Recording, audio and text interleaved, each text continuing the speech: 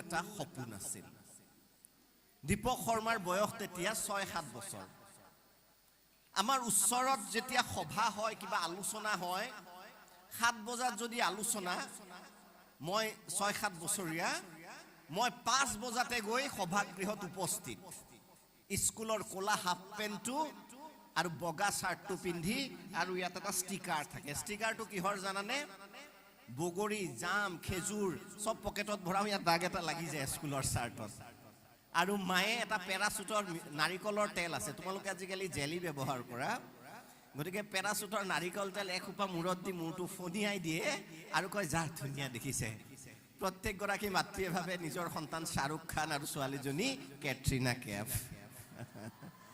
সেইটো মাৰ মৰম গতিকে মাৰ মনত ময়ো শাহৰুখ খান যিয়ে নহওক গতিকে সেই যে 7 বজাত সভা সেই 7 বছৰীয়া দীপক শৰ্মা 5 বজাত এইভাবে আহে কাৰণ আকৌ কৈছো তোমালোকৰ ভাষাত কৈছো যে অলপ সেই দিনৰ প্ৰায় বদমাছ মই অলপ লেভেল দিব লাগে মানুহৰ আগত সোনকালে অৰ্থাৎ মুকু মানুহে দৃষ্টিগোচৰ কৰক ময়ো কৰবাত আকৰ্ষণৰ কেন্দ্ৰবিন্দু হওঁ এই বুলি আহি প্ৰথম চকীখনত বহো যাতে মানুহে মুকু চাই ভৰি উলমি থাকে চাপৰ যেতিয়া সমাজৰ মূল ব্যক্তিসকল আহে স্বাভাৱিকতেই কি কয় ঐ পোৱালি ক'ত বহিছ আগলৈ যা মই আহিছিলো সপোন লৈ যে ময়ো প্ৰথম চকীত বহিম প্ৰথম শাৰীত বহিম মানুহে মুকু চাব লগে লগে ত্ৰিপাল পাৰা থাকে ত্ৰিপাল তোমালোকে জানা মনে মনে গৈ ক'ত বহি থাকো ত্ৰিপালত গতে ত্ৰিপালতো শান্তি নাই এইভাবে শান্তি নাই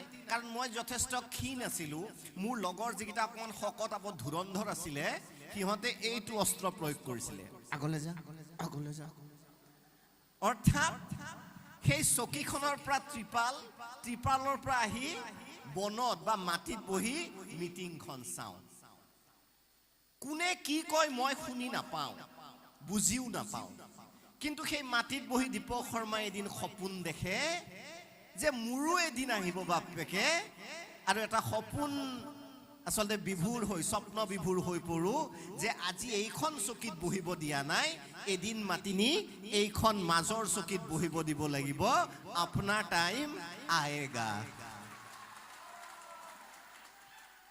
পৰীক্ষাত সেইভাবে মই আসলে কাহিনীটো কিয় কৈছো যে যিয়ে সপোন দেখে তাৰ সপোন বাস্তৱায়িত হয় খালি সপোনৰ দৃঢ়তাৰ প্ৰয়োজন এতিয়া প্ৰশ্ন হয় যে মই বহু নম্বৰ পোৱা নাই মই কাহানিও কোনো বিষয়ত 80তকৈ ওপৰ পাই পোৱা নাই গতিকে মোক মাতিব কিয় এনেকুৱাও নহয় যে মই ব্যৱসায়ৰ প্ৰতি মন আছে খুব ব্যৱসায় কৰি বহুত টকা উপাৰ্জন কৰিছো কোনোবা বিহু কমিটিক বহুত চান্দা দিছো মুকেই মুখ্য অতিথি পাতি দিলে গতিকে মাৰ্কশিটত নম্বৰ নাছিল পৈতৃক সম্পত্তি নাছিল তথাপিও মনত এটা দুৰ্বাৰ হেপাহ আছিল তাৰ পিছতেই যাত্ৰা আৰম্ভ হয় বিভিন্ন মহাবিদ্যালয়ত গৈ তৰ্ক প্ৰতিযোগিতাসমূহত অংশগ্ৰহণ কৰোঁ অসমৰ হয়তো এনে এখন কলেজ নাই মোৰ কলেজীয়া দিনত য'ত মই তৰ্ক প্ৰতিযোগিতাত অংশগ্ৰহণ কৰা নাছিলোঁ গতিকে মই কি ক'ব বিচাৰিছোঁ যে যদি মই ভাবিলোহেঁতেন যে 80 নম্বৰটো মই পাই পোৱা নাই সদায় মই 55-60ৰ ভিতৰত নম্বৰ পাওঁ মইতো জীৱনত একো কৰিব নোৱাৰোঁ মই সপোন দেখাৰ সাহস নাই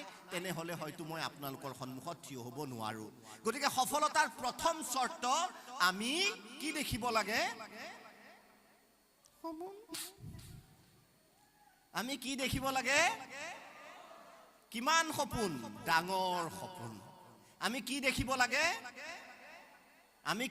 লাগে তোমালোকে নামাতিলে মই নকওঁ মই ভাষণ দিব অহা নাই নহয় ভাষণ দি মই বেয়া পাওঁ আমি কথা পাতিব আহিছো আমি কি দেখিব লাগে সেই কাৰণে আজিৰ পৰা ঘৰত গৈ যিসকলে সপোন দেখা নাই ডাঙৰ সপোন দেখা বহুতে কয় দ্বিতীয়তে গুৰুত্বপূৰ্ণ সপোন দেখিলেই নহব বহুতে আত্মসমৰ্পণ কৰে নেভাৰ সাৰেন্ডাৰ ইন ইউৰ লাইফ আত্মসমৰ্পণ কেতিয়াও নকৰিবা আত্মসমৰ্পণ কেনেকুৱা মই যদি কওঁ ৰয়েলত পঢ়ি থকা এজনী ছোৱালী বা এজন ল'ৰা 10 বছৰ পিছত IPS হৈ আহিব আৰু গহপুৰৰ SP হ'ব মই যদি কওঁ ইয়াত কোনোবা বহি থকা IAS হৈ গহপুৰৰ DC হৈ আহিব 90% অভিভাৱক বা ছাত্ৰ ছাত্ৰীয়ে 95% কেনে প্ৰতিক্ৰিয়া দিব জানানে নোৱাও আমি ইমান ওপৰলে ভবা নাই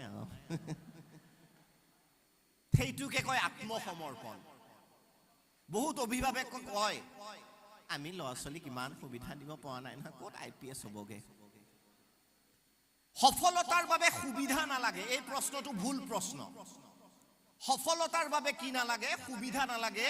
ইতিহাসৰ পৃষ্ঠা যদি তোমালোকে লুটিয়াই চোৱা দেখিবা পৃথিৱীত যিমান সফল মানুহ হৈছে তাৰে ৯৯% সাধাৰণ ঘৰৰ পৰা গৈ তেওঁলোকে ইতিহাস ৰখিবলৈ সক্ষম হৈছে। সুবিধা দিলে গাখীৰৰ লগত বনবিটা আৰু হৰলিক্স খুৱাই যদি স্কুললৈ পঠিয়াই ভাবিছে অভিভাৱকে বেছি নম্বৰ পায়, মিছা কথা। ঢেকীয়া শাকৰে ভাত খুৱাই পঠাওক, যদি সপোন দেখে ডাঙৰ সেই ছাত্ৰ ছাত্ৰী সফল হয়। যদি সুবিধাই দি মানুহ সফল হ'লেহেঁতেন, আম্বানীৰ পুতেকে আজি পৃথিৱীৰ আটাইতকৈ বেছি ডিগ্ৰীধাৰী হ'লহেঁতেন, আজি সাধাৰণ ঘৰৰ ল'ৰা ছোৱালী নহ'লহেঁতেন।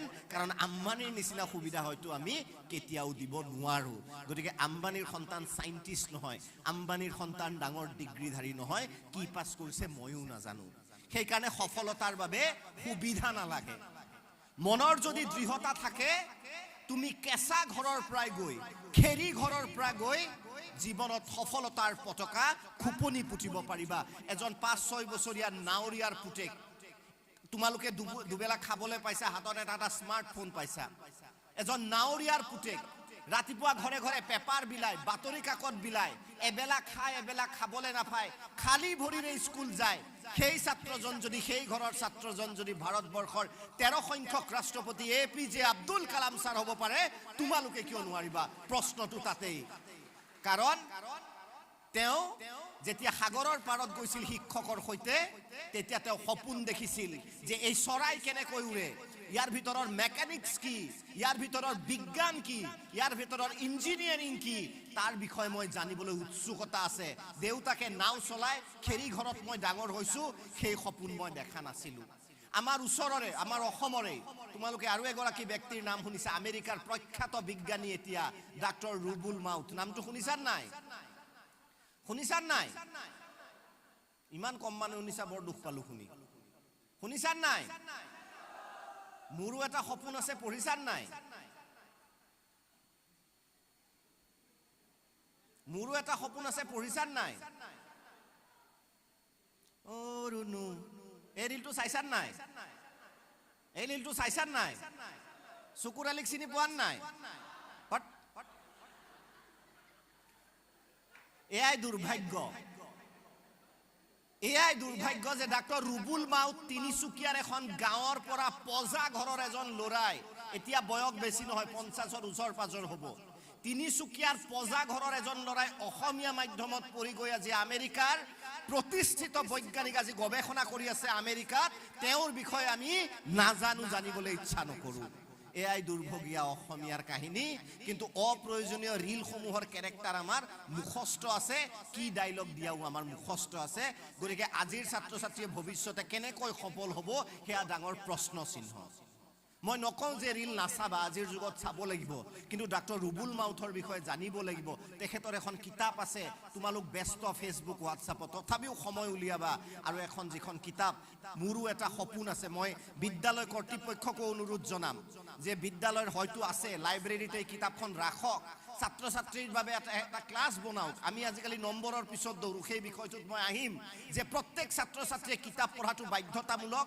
লাইব্ৰেৰী বা পুথিভঁৰাল সৰুৱে হওক, পুথিভঁৰাল বুলি ক'লে ডাঙৰে হাইফাই নালাগে, এটা খেৰী ঘৰে সাজি দিয়ক, তাত গৈ আধা ঘণ্টা প্ৰত্যেকগৰাকী ছাত্ৰ ছাত্ৰীয়ে পঢ়াটো বাধ্যতামূলক কৰক। চাব, পঢ়াৰ সংস্কৃতি গঢ়ি উঠিছে এইখন অসমত, আমি সেই সংস্কৃতিটো নকৰোঁ।